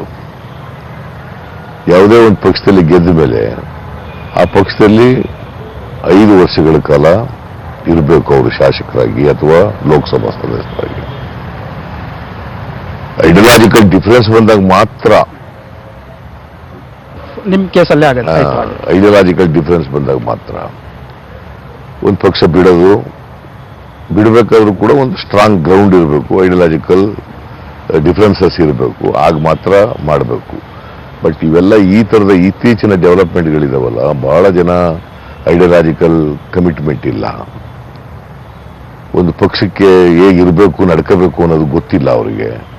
ಮತ್ತೆ ಜನ ತೀರ್ಪು ಕೊಡೋದು ಯಾವ ಪಕ್ಷಕ್ಕೆ ತೀರ್ಪು ಕೊಟ್ಟಿರ್ತಾರೆ ಆ ತೀರ್ಪಿಗೆ ಅನುಗುಣವಾಗಿ ಅವ್ರು ಇರಬೇಕು, ಆ ತೀರ್ಪಿಗೆ ತಲೆಬಾಗಿ ಇರಬೇಕು ಅವರು. ಸೊ ಅದನ್ನೆಲ್ಲ ಮರಿತಾ ಇದ್ದಾರೆ ದುಡ್ಡಿನ ಆಸೆಗೋಸ್ಕರ, ಅಧಿಕಾರದ ಆಸೆಗೋಸ್ಕರ. ಇವತ್ತು ಈ ಥರದ ಪಕ್ಷಾಂತರಗಳಾಗ್ತಕ್ಕಂಥದ್ದು ಪ್ರಜಾಪ್ರಭುತ್ವಕ್ಕೆ ಮಾರಕ ಆಗ್ತದೆ. ಮತ್ತೆ ಜನರು ಕೂಡ ನಮ್ಮ ಮೇಲೆ ವಿಶ್ವಾಸ ಕಳ್ಕೊತಾರೆ, ಗೌರವ ಕಳ್ಕೊತಾರೆ. ಅದರಿಂದ ಈ ಒಂದು ಯಾರಿಗೆ ಬದ್ಧತೆ ಇಲ್ಲ, ಯಾರು ಅಪ್ರಾಮಾಣಿಕರಿದ್ದಾರೆ, ಅಧಿಕಾರದಿಂದ ಓಡ್ತಾರೆ, ಅವರು ಇಂಥ ಕೆಲಸಗಳನ್ನು ಯಾವಾಗಲೂ ಮಾಡ್ತಾರೆ. ಇತ್ತೀಚಿನ ದಿನಗಳಲ್ಲಿ ಬಹಳ ಜಾಸ್ತಿ ಆಗಿದ್ದಾವೆ ಇವು. ನಾನು ಇದನ್ನು ತೀವ್ರವಾಗಿ ಖಂಡತುಂಡವಾಗಿ ವಿರೋಧಿಸ್ತೀನಿ. ನೀವು ಹಿಂದೆ 5 ವರ್ಷ ಆಡಳಿತಾವಧಿ ನಡೆಸಿದ್ರಿ, ಯಶಸ್ವಿಯಾಗಿ ನಡೆಸಿದ್ರಿ ಅಂತ ನೀವು ಹೇಳ್ತೀರಿ. ಜೊತೆಗೆ ಏನಾಯ್ತು ಅಂದ್ರೆ ಆಡಳಿತ ಅನೇಕ ಜನಪ್ರಿಯ ಯೋಜನೆ ಕೊಟ್ರಿ, ನೀವೆಲ್ಲ ಮಾಡಿದ್ರಿ. ಆದರೂ ಜನ ಮತ್ತೆ ನಿಮ್ಮನ್ನ ಆಯ್ಕೆ ಮಾಡಲಿಲ್ಲ. ಅದಕ್ಕೆ ಬೇರೆ ಬೇರೆ ಕಾರಣಗಳಾಗಿರ್ಬೋದು. ಹಿಂದೆ ನೀವು ಅಹಿಂದ ಅನ್ನೋ ಒಂದು ಕಮ್ಯುನಿಟಿನ ಎಲ್ಲ ಛಿದ್ರವಾಗಿತ್ತು, ಅದನ್ನು ಯುನೈಟ್ ಮಾಡಿದಂಥ ಹೆಗ್ಗಳಿಕೆ ಆಗಿರ್ಬೋದು, ಅದನ್ನು ಮಾಡಿದಂಥ ಕೀರ್ತಿ ನಿಮಗೆ ಸಲ್ಲುತ್ತೆ. ಸೊ ಅದೊಂದು ವೋಟ್ ಬ್ಯಾಂಕ್ ಪೊಲಿಟಿಕ್ಸ್ ಆಗಿರಲಿಲ್ಲ, ಎಲ್ಲ ಛಿದ್ರ ಆಗಿದ್ರೆ ಒಳ್ಳೇದು. ಮತ್ತು ಅವ್ರಿಗೋಸ್ಕರನೂ ಹಲವಾರು ಯೋಜನೆ ಕೊಟ್ಟರು. ಹಾಸ್ಟೆಲ್ ಆಗಿರ್ಬೋದು, ಮಕ್ಕಳಿಗೆ ಫೀಸ್ ಆಗಿರ್ಬೋದು, ಶಿಕ್ಷಣ ಶುಲ್ಕ ಆಗಿರ್ಬೋದು, ನಮ್ಗೆ ರೈತರ ಬೆಳೆಗೂ ತುಂಬ ಯೋಜನೆ ಕೊಟ್ಟರು ನೀವು. ಆದರೂ ಕೂಡ ಎಲ್ಲಿ ನಿಮಗೆ ಹಿನ್ನಡೆ ಆಯಿತು? ಇವಾಗ ಒಂದ್ಸರಿ ನೀವು ರಿಕಾಲ್ ಮಾಡಿದಾಗ ತುಂಬ ದಿನ ಏನಾಗಿಲ್ಲ, 6 ತಿಂಗಳ ಹಿಂದೆ ಮೇದಲ್ಲಿ ಆಗಿರೋದು. ಸೊ ಏನು ಅನ್ಸುತ್ತೆ ನಿಮಗೆ, ವೇರ್ ಯು ಲಾಸ್ಟ್ ಆ್ಯಕ್ಚುಲಿ? ಇಲ್ಲ, ನಾನು ಡಿಸೆಂಬರ್ ಜನವರಿನಲ್ಲಿ ಪ್ರವಾಸ ಶುರು ಮಾಡಿದೆ. ಎಲೆಕ್ಷನ್ನು 2017 ಡಿಸೆಂಬರ್ನಲ್ಲಿ ಚುನಾವಣಾ ಪ್ರಚಾರ ಶುರು ಮಾಡಿದೆ. ಎಲ್ಲೂ ಕೂಡ ಆಂಟಿ ಇನ್ಕಂಬೆನ್ಸಿ ಕಂಡು ಬರ್ತಾ ಇರಲಿಲ್ಲ. ಎಲ್ಲೇ ಹೋದ್ರೂ ಕೂಡ ದೊಡ್ಡ ದೊಡ್ಡ ಸಭೆಗಳು, ಜನ ಸೇರೋರು, ಜನಗಳು ನಮ್ಮ ಕಾರ್ಯಕ್ರಮಗಳನ್ನೆಲ್ಲ ಹೊಗಳರು, ಮೆಚ್ಚಿಕೊಂಡಿದ್ರು. ಎಲೆಕ್ಷನ್ ಹತ್ರ ಬರ್ತಾ ಇದ್ದಾಗ ಅಪಪ್ರಚಾರ ಜಾಸ್ತಿ ಮಾಡಕ್ ಶುರು ಮಾಡ್ಬಿಟ್ರು. ಸಿದ್ದರಾಮಯ್ಯ ಹಿಂದೂ ಧರ್ಮಕ್ಕೆ ವಿರುದ್ಧ ಇದ್ದಾನೆ, ಒಕ್ಕಲಿಗರ ವಿರೋಧಿ, ಮೇಲ್ಜಾತಿ ಮುಂದುವರೆದ ಜಾತಿಗಳ ವಿರುದ್ಧ ಇದ್ದಾನೆ, ಒಕ್ಕಲಿಗರಿಗೆ ಲಿಂಗಾಯತರಿಗೆ ವಿರುದ್ಧ ಇದ್ದಾನೆ. ನಾನು ನನ್ನ ರಾಜಕೀಯ ಜೀವನದಲ್ಲಿ ಎಂದೂ ಕೂಡ ಜಾತಿ ಮಾಡಿಲ್ಲ. ನಾನು ವರ್ಗ ಬೇರೆ, ಜಾತಿ ಬೇರೆ. ನಾನು ವರ್ಗ ಇದೆಯಲ್ಲ, ಆ ತಾರತಮ್ಯ ಇದೆಯಲ್ಲ, ಈಗ ಹಿಂದುಳಿದವರಾಗಿ ಇರ್ಬೇಕಾ? ಅವ್ರು ಮುಖ್ಯವಾಗಿ ನೀವು ಬರಬೇಕಲ್ಲ. ಮತ್ತು ಸಮಾಜ ಯಾವಾಗ ನಿರ್ಮಾಣ ಆಗ್ತದೆ? ಎಲ್ರಿಗೂ ಅವಕಾಶ ಸಿಕ್ಕಿದಾಗ. ಅದಕ್ಕೆ ನಮ್ಮ ಸಂವಿಧಾನದಲ್ಲಿ ಬಾಬಾ ಸಾಹೇಬ್ ಅಂಬೇಡ್ಕರ್ ಅವರು ಈ ಸಂವಿಧಾನ ಮಾಡುವಾಗ ಬಹಳ ಎಚ್ಚರಿಕೆಯಿಂದ ಯಾರು ಅವಕಾಶಗಳಿಂದ ವಂಚಿತರಾಗಿದ್ದಾರೆ ಅವರಿಗೆ ಅವಕಾಶ ಕೊಡಬೇಕು. ಇದನ್ನು ಮಾಡುವಾಗ ಏನಾಗ್ತದೆ, ಕೆಲವರಿಗೆ ಅಸಮಾಧಾನ ಆಗಬಹುದು. ಈಗ ಬಿಜೆಪಿಯವರು ಏನ್ ಮಾಡ್ತಾರೆ, ಪಾಪ ಯಂಗ್ಸ್ಟರ್ಸ್ಗಳಿಗೆಲ್ಲ ನೋಡಿ, ಅವ್ರಿಗೆಲ್ಲ ಮೀಸಲಾತಿ ಇದೆ, ನೀವು ಮೀಸಲಾತಿ ಇಲ್ಲ ಅಂತ ಹೇಳೋದು. ಪಾಪ ಮೀಸಲಾತಿ ತಗೊಳ್ಳವು ಕೂಡ ಅರ್ಥ ಮಾಡ್ಕೊಳ್ಳಲ್ಲ. ಮೀಸಲಾತಿ ಇಲ್ಲ ನಿಮಗೆ, ಅವ್ರಿಗೆಲ್ಲ ಮೀಸಲಾತಿ ಇದೆ, ಎಷ್ಟು ದಿನ ಇರಬೇಕು ಇದು, ಈ ತಾರತಮ್ಯ ಹೆಂಗ್ ಮುಂದುವರಿಬೇಕು? ಈ ತಾರತಮ್ಯ ಅಲ್ಲ, ತಾರತಮ್ಯ ಸರಿ ಮಾಡ್ತಕ್ಕಂಥ ಕ್ರಮ ಇದು. ಸೊ ಅದನ್ನು ಸತ್ಯ ಹೇಳಲ್ಲ ಅವ್ರಿಗೆ. ಈ ದೇಶದಲ್ಲಿ ಮೀಸಲಾತಿ ಬರೋದಕ್ಕಿಂತ ಮುಂಚಿತವಾಗಿ ಯಾರಿಗೆ ಶಿಕ್ಷಣ ಸಿಕ್ಕಿತ್ತು ಅವರೇ ಮೀಸಲಾತಿ ಪಡ್ಕೊಂಡ್ಬಿಟ್ಟಿದ್ರು. ಎಲ್ಲನೂ ಅವರೇ ಅನುಭವಿಸ್ತಾ ಇದ್ರು. ಅದು ಬದಲಾವಣೆ ಮಾಡ್ಲಿಕ್ಕೆ ಹೊರಟಾಗ ನ್ಯಾಚುರಲಿ ಪಟ್ಟಭದ್ರ ಹಿತಾಸಕ್ತರು ಬದಲಾವಣೆಗೆ ಯಾವಾಗಲೂ ಕೂಡ ವಿರುದ್ಧ ಇರ್ತಾರೆ. ಸೊ ಹಂಗಾಗಿ ಈ ಅಪಪ್ರಚಾರ ಇದೆಯಲ್ಲ, ನನಗೆ ಧರ್ಮ ಒಡೆದ್ಬಿಟ್ಟ ಅಂತ ಒಂದು ಪ್ರಚಾರ ಮಾಡಕ್ ಶುರು ಮಾಡಿದ್ರು. ಧರ್ಮನ ಒಡೆದೇ ಇಲ್ಲ, ನಾನೇ ಅವನ ಧರ್ಮ ಒಡೆಯಕ್ಕೆ. ನಾನು ಬಸವಣ್ಣ ಹೇಳಿದ ಧರ್ಮನ ಪ್ರತಿಪಾದನೆ ಮಾಡಿದೆ ಅಷ್ಟೇನೆ. ಬಸವಣ್ಣ ಏನು ಹೇಳ್ದ, ಅವರ ಬಸವ ಫಿಲಾಸಫಿನ ನಾನು ಪ್ರತಿಪಾದನೆ ಮಾಡಿದೆ. ಬಸವಣ್ಣ 12ನೇ ಶತಮಾನದಲ್ಲಿ ಹೇಳಿದದನ್ನು ನಾನು ಹೇಳಿದೆ. ಈಗ ಅದಕ್ಕೆ ಧರ್ಮ ಹೊಡೆದ. ನಾನು ಯಾವ ಜಾತಿ ವಿರುದ್ಧನೂ ಇಲ್ಲ, ಯಾವ ಜನಾಂಗದ ವಿರುದ್ಧನೂ ಇಲ್ಲ. ನಾನು ಎಲ್ಲರನ್ನೂ ಕೂಡ ಮನುಷ್ಯತ್ವದಿಂದ ನೋಡ್ತಕ್ಕಂಥವನು. ಮನುಷ್ಯತ್ವ ಬಹಳ ಮುಖ್ಯ, ಹ್ಯೂಮನ್ ರಿಲೇಷನ್ಸ್ ಬಹಳ ಮುಖ್ಯ. ಎಲ್ರಿಗೂ ಅವಕಾಶಗಳು ಸಿಕ್ಕಬೇಕು ಅನ್ನೋದಷ್ಟೇ. ನಾನು ಈವನ್ ಮೇಲ್ವರ್ಗದವರ ಬಡವರಿಗೂ ಸಿಕ್ಕಬೇಕು, ಅವಕಾಶಗಳು ಸಿಗಬೇಕು, ಅವ್ರಿಗೂ ವಿಶೇಷವಾದಂಥ ಕಾರ್ಯಕ್ರಮಗಳನ್ನು ಮಾಡಬೇಕು. ಮೀಸಲಾತಿ ಅಲ್ಲ, ಬೇರೆ ರೀತಿಯಲ್ಲಿ ಅವರಿಗೆ ಸವಲತ್ತುಗಳನ್ನು ಕೊಡ್ತಕ್ಕಂಥದ್ದು ಮಾಡಬೇಕು. ಈಗ ನಾನು ಎಲ್ಲ ಹೆಣ್ಮಕ್ಳಿಗೆ ಪ್ರೈಮರಿ 1ನೇ ತರಗತಿಯಿಂದ ಪೋಸ್ಟ್ ಗ್ರಾಜ್ಯುಯೇಷನ್ ಅವರಿಗೆ ಸರ್ಕಾರಕ್ಕೆ ₹1 ಫೀಸ್ ಕಟ್ಟಬಾರದು ಅಂತ ಘೋಷಣೆ ಮಾಡಿದೆ. ಅದೀಗ ಜಾರಿಯಾಗಿದೆ ಸಮ್ಮಿಶ್ರ ಸರ್ಕಾರದಲ್ಲಿ. ಅಲ್ಲಿ ತಾರತಮ್ಯ ಇರ್ತಕ್ಕಂಥ ಕಾರ್ಯಕ್ರಮನ ಅದು ಎಲ್ಲರಿಗೂ ಇದೆ. ಮತ್ತೆ ಮೀಸಲಾತಿ ಮಾಡದೆ ಹೋದ್ರೆ ಈ ಜಾತಿ ವ್ಯವಸ್ಥೆಯಿಂದ ಆಗಿರ್ತಕ್ಕಂಥ ಅಸಮಾನತೆ ಇದೆಯಲ್ಲ, ಈ ಅಸಮಾನತೆ ಹೋಗ್ಲಿಕ್ಕೆ ಸಾಧ್ಯನೇ ಇಲ್ಲ. ಇದಕ್ಕೆ ವಿರುದ್ಧವಾಗಿರೋರು ಇದ್ದಾರೆ. ಅದಕ್ಕೆ ಈ ಬಿಜೆಪಿ ಅವರು ಏನ್ ಮಾಡ್ತಾರೆ, ನಾವು ಈ ಸಂವಿಧಾನನೇ ಬದಲಾವಣೆ ಮಾಡ್ತೀವಿ, ಈ ಸಂವಿಧಾನದಲ್ಲಿ ಆಚಾರ ವಿಚಾರಗಳಿಗೆ ಅವಕಾಶ ಇಲ್ಲ, ಅದರಿಂದ ಸಂವಿಧಾನನೇ ಬದಲಾವಣೆ ಮಾಡ್ತೀವಿ ಅಂತ ಹೊರಟಿರೋದು. ಅದಕ್ಕೋಸ್ಕರನೇ ಹಾಗಾಗಿ ಹೇಳ್ತಾ ಇರೋದು, ಸ್ಟೇಟ್ಮೆಂಟ್ಗಳು ಕೊಡೋದು. ಅದು ಕೇಂದ್ರ ಸರ್ಕಾರದಲ್ಲಿರ್ತಕ್ಕಂಥ ಮಂತ್ರಿ, RSSನ ಮೋಹನ್ ಭಾಗವತ್, ಅವ್ರು ಯಾರೋ ಜನರಲ್ ಸೆಕ್ರೆಟರಿ, ಈ ಥರ ಹೇಳೋದಿದೆಯಲ್ಲ, ಇವೆಲ್ಲವೂ ಕೂಡ ಅವರ ಮನಸ್ಥಿತಿ ಏನು ಅನ್ನೋದನ್ನು ತೋರಿಸ್ತದೆ. ಸೊ ಇವರೇನು ಮಾಡಿದ್ರು, ಇಂಥ ವಿಚಾರಗಳಿಗೆ ಹೆಚ್ಚು ಮಾರ್ಕೆಟ್ ಮಾಡಲಿಕ್ಕೆ ಪ್ರಾರಂಭ ಮಾಡಿದ್ರು. ಈಗ ಇಡೀ ಕೋಸ್ಟಲ್ ಏರಿಯಾದಲ್ಲಿ ಹಿಂದುತ್ವ ಅದನ್ನ ಬಹಳ ಸ್ಟ್ರಾಂಗ್ ಆಗಿ ಪ್ಲೇ ಮಾಡಿಬಿಟ್ರು ಹಿಂದುತ್ವನ. ಸೊ ಜನಗಳ ತಲೆ ಹೊಟ್ಟೋಗ್ಬಿಡ್ತು ಅದು. ನಾವು ಹಿಂದೆ 19 ಸೀಟ್ಗಳಲ್ಲಿ 3 ಜಿಲ್ಲೆಗಳಲ್ಲಿ 13 ಗೆದ್ದಿದ್ದು, 3 ಇಂಡಿಪೆಂಡೆಂಟ್, ಬಿಜೆಪಿ 3, ಈ ಸಲ ನಾವು 3 ಗೆದ್ದಿದ್ವಿ ಬಿಕಾಸ್ ಆಫ್ ದಿಸ್ ಹಿಂದುತ್ವ. ವ್ಯವಸ್ಥಿತವಾಗಿ ಸಿದ್ದರಾಮಯ್ಯ ಅವರು ಮತ್ತೆ ಅಧಿಕಾರಕ್ಕೆ ಬರಬಾರ್ದು. ಒಂದು ಬೇರೆ ಪಕ್ಷದವ್ರು ಮಾಡೋದು, JDS ಆಗ್ಬೋದು, ಅವಾಗ ಕಟ್ಟಾ ವಿರೋಧಿಗಳಾಗಿದ್ರು, ನಿಮಗೆ ವಿರೋಧ ಒಕ್ಕಲಿಗರನ್ನ ಇಟ್ಕಟ್ಟಿದ್ರು. ಅದು ಜೊತೆಗೆ ಪಕ್ಷದ ಒಳಗಡೆ ನನಗೆ ನೆನಪು ಇರುವ ಹಾಗೆ ಯಾವುದೋ ಒಂದು ಸಮಾರಂಭದಲ್ಲೋ ಅಥವಾ ಒಂದು ಖಾಸಗಿ ಫಂಕ್ಷನ್ದಲ್ಲೋ ರಾಹುಲ್ ಗಾಂಧಿ ಅವರು ಹೇಳ್ತಾರೆ, ಒಂದು ಪ್ರಶ್ನೆ ಬರುತ್ತೆ, ಒಂದು ವೇಳೆ ಕಾಂಗ್ರೆಸ್ಗೆ ಮತ್ತೆ ಮೆಜಾರಿಟಿ ಬಂದರೆ ಯಾರು ಪಕ್ಷದ ನಿಮ್ಮದು ಮುಖ್ಯಮಂತ್ರಿ ಅಂದಾಗ ಸಿದ್ದರಾಮಯ್ಯ ಅವರು ಅಂತ ಹೇಳ್ತಾರೆ. ಅದಾದ ಮೇಲೆ ಎಲ್ಲೋ ಒಂದು ಕಡೆಗೆ ಪಕ್ಷದ ಒಳಗಡೆ ಕೆಲವು ಇರುವಂಥ ನಾಯಕರು ಕೂಡ, ಮೂಲ ಕಾಂಗ್ರೆಸ್ಸಿಗಿರ್ಬೋದು ಅಥವಾ ಹಿರಿಯ ತಲೆಗಳಿರ್ಬೋದು, ಅವರೆಲ್ಲೋ ಮತ್ತೆ ಬಂದುಬಿಟ್ರೆ ನಮಗೆ ಕಷ್ಟ ಅಲ್ಲಪ್ಪ ಅನ್ನೋದು ಕಾರಣಕ್ಕೆ ಎಲ್ಲೋ ಅದು ಒಂದು ಕೂಡ ನಿಮಗೆ ಬ್ಯಾಕ್ ಸ್ಟ್ಯಾಬಿಂಗ್ ಆಯ್ತಾ? ಓಪನ್ ಆಗಿ ನಮ್ಮ ಅದು ರಾಹುಲ್ ಗಾಂಧಿ ಅವರು ಹೇಳಿದ ನಿಜ. ಒಂದು ಮಾಧ್ಯಮದವ್ರನ್ನ ಭೇಟಿ ಮಾಡಿದ್ರು ಒಂದು ಬೆಳಿಗ್ಗೆ ಬೆಂಗಳೂರಿನಲ್ಲಿ. ಮೋಸ್ಟ್ ಲೈಕ್ಲಿ ಅದು 8ನೇ ತಾರೀಕು 9ನೇ ತಾರೀಕು ಮೇ ಇರಬೇಕು. ಎಲೆಕ್ಷನ್ 12ನೇ ತಾರೀಕಿತ್ತು. ಆಗ ನಿಮ್ಮದು ಬಹುಮತ ಬಂದರೆ ಯಾರು ಮುಂದಿನ ಚೀಫ್ ಮಿನಿಸ್ಟರ್ ಅಂತ ರಾಹುಲ್ ಗಾಂಧಿ ಅವರು ಕೇಳಿದ್ರು. ನ್ಯಾಚುರಲ್ ಆಗಿ ಸಿದ್ದರಾಮಯ್ಯನವರೇ ಅಂತ ಹೇಳಿದ್ರು ಅವರು. ಸೊ ಇದು ಮಾಧ್ಯಮದಲ್ಲಿ ಎಲ್ಲ ಬಂತು, ಎಲ್ಲ ಹೊರಗಡೆನೂ ಬಂತು, ಪ್ರಚಾರನೂ ಆಗೋಯ್ತು. ಇದಕ್ಕೆ ಪಟ್ಟಭದ್ರ ಹಿತಾಸಕ್ತರು ಅಂತ ಕರಿತೀನಿ ನಾನು. ಆ ಪಕ್ಷದಲ್ಲ, ಪಟ್ಟಭದ್ರ ಹಿತಾಸಕ್ತರು. ಸಿದ್ದರಾಮಯ್ಯ ಮತ್ತೆ ಮುಖ್ಯಮಂತ್ರಿ ಆಗಬಾರ್ದು. ಸಿದ್ದರಾಮಯ್ಯ ಮುಖ್ಯಮಂತ್ರಿ ಆದರೆ ಸಾಮಾಜಿಕ ನ್ಯಾಯದ ಪರವಾಗಿ ಇದು ಮಾಡ್ತಾರೆ, ಎಲ್ಲರಿಗೂ ಸಮಾನ ಅವಕಾಶಗಳು ಕೊಡಲಿಕ್ಕೆ ಪ್ರಯತ್ನ ಮಾಡ್ತಾರೆ. ಇದರಿಂದ ಯಾರು ಪಟ್ಟಭದ್ರ ಹಿತಾಸಕ್ತರಿದ್ದಾರಲ್ಲ ಅವರ ಕುತಂತ್ರಗಳಿಗೆ ಹೊಡೆತ ಬೀಳ್ತದೆ, ಅವರ ಷಡ್ಯಂತ್ರಗಳಿಗೆ ಹೊಡೆತ ಬೀಳ್ತದೆ ಅಂತೇಳಿ ಅವ್ರು ನಾನು ಬರಬಾರ್ದು ಅನ್ನೋದು ಒಂದು ವ್ಯೂಹ ರಚಿಸ್ಕೊಂಡು, ನಾನು ಚಕ್ರವ್ಯೂಹ ಅನ್ನಲ್ಲ, ವ್ಯೂಹ ರಚಿಸ್ಕೊಂಡು ಅದನ್ನು ನನ್ನ ಚಾಮುಂಡೇಶ್ವರಿನಲ್ಲಿ ಸೋಲಿಸಲಿಕ್ಕೆ ಪ್ರಯತ್ನ ಮಾಡಿದ್ರು. ಅಥವಾ ಅದರಲ್ಲಿ ಅವರು ಸಕ್ಸಸ್ಸು ಕೂಡ ಆದರು. ಮತ್ತೆ ನಾನು ಮುಖ್ಯಮಂತ್ರಿ ಆಗದೇ ರೀತಿಯಲ್ಲಿ ನೋಡ್ಕೊಳ್ಳಲಿಕ್ಕೆ ಅದು ಒಂದು ದೊಡ್ಡ ಕುತಂತ್ರ, ಷಡ್ಯಂತ್ರ, ಅಪಪ್ರಚಾರ ಮಾಡಿ ನನ್ನ ಮೇಲೆ ಗೂಬೆ ಕುಳಿಸ್ತಕ್ಕಂಥ ಪ್ರಯತ್ನಗಳನ್ನು ಮಾಡಿ ನಮ್ಮ ಪಕ್ಷ ಬಹುಮತ ಬರೆದಿದ್ದ ರೀತಿಯಲ್ಲಿ ಆಯಿತು. ಯಾಕಂದರೆ ನನಗೆ ತಿಳಿದ ಮಟ್ಟಿಗೆ ಸಿದ್ದರಾಮಯ್ಯ ಅವ್ರನ್ನ ರಾಜಕೀಯವಾಗಿ ಮುಗಿಸೋದಕ್ಕೆ ಅಂತ ಪದನ ಯೂಸ್ ಮಾಡಬಹುದು.